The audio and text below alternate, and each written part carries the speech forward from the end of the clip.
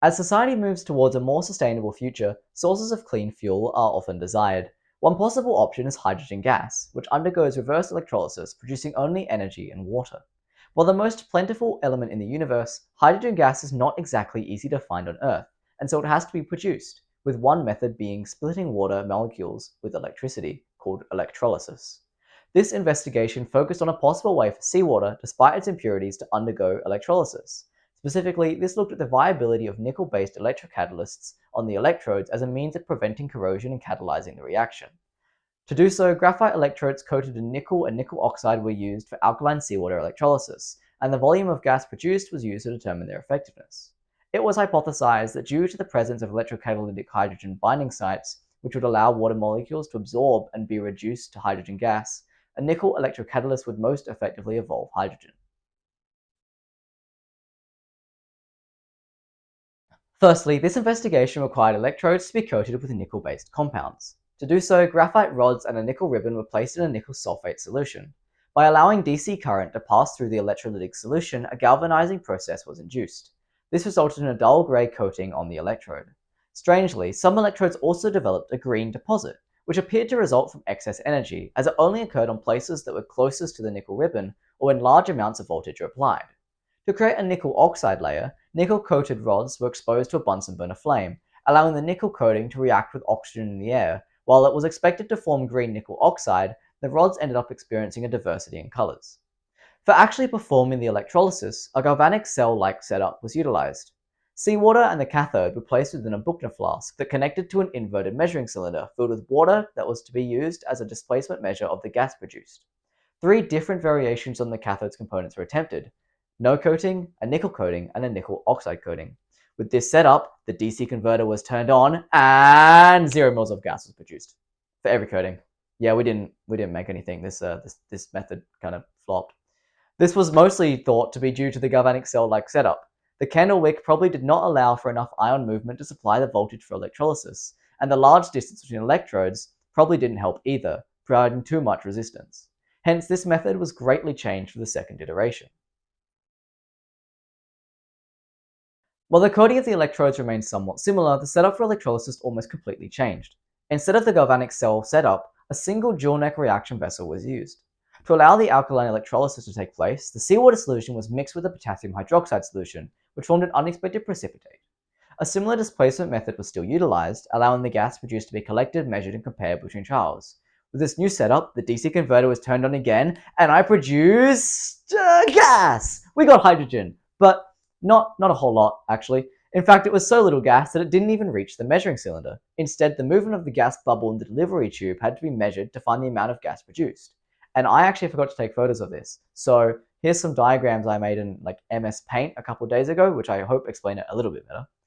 While the differences provided by the catalyst were certainly noticeable, the units illustrate that almost no gas was produced by any catalyst, with a maximum of 0.51 milliliters from the nickel oxide catalyst. Some other interesting findings were what happened to the electrodes during the reaction. Relevant to the hydrogen, each catalyst produced greatly different amounts of bubbling, with progressively more from none to nickel oxide. Furthermore, as the electrolysis continued, the electrodes began to break down, as the graphite on the anode was released to form a progressively enlarging black cloud. A green cloud also appeared, possibly thought to be the nickel catalyst itself being released.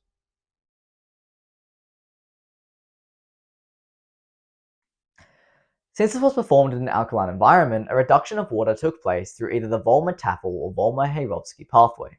First, a water molecule is reduced to produce an absorbed hydrogen atom and a desorbed hydroxide ion. It would then either progress through the Tafel or Hayrovsky pathway.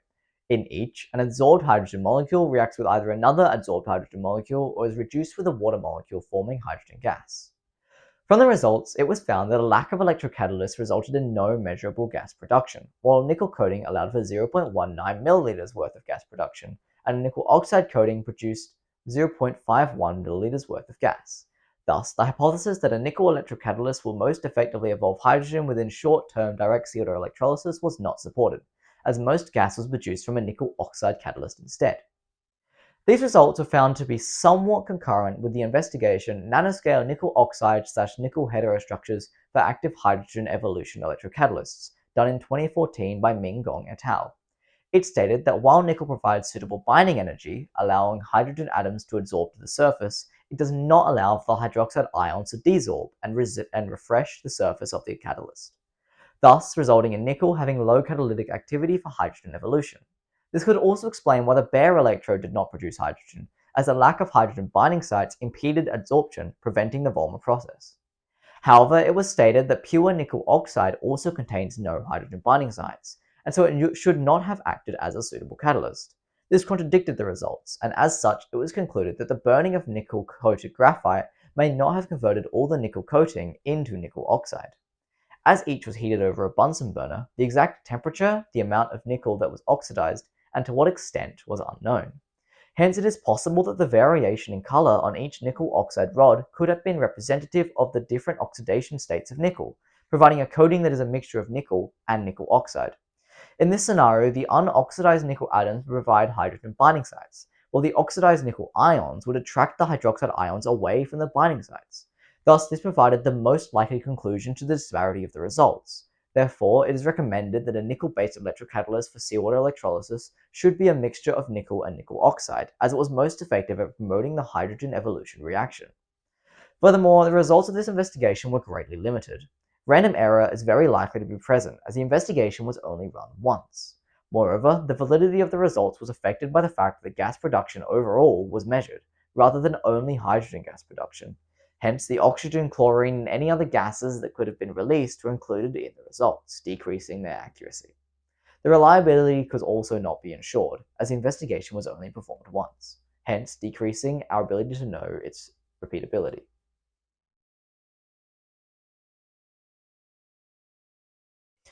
In this investigation, the effectiveness of nickel-based catalysts for direct seawater electrolysis was tested. It was found that while both nickel and nickel oxide increased the amount of gas produced, research suggested that neither should have done so, leading to the conclusion that a nickel-nickel oxide catalyst mixture was produced instead of a pure nickel oxide catalyst.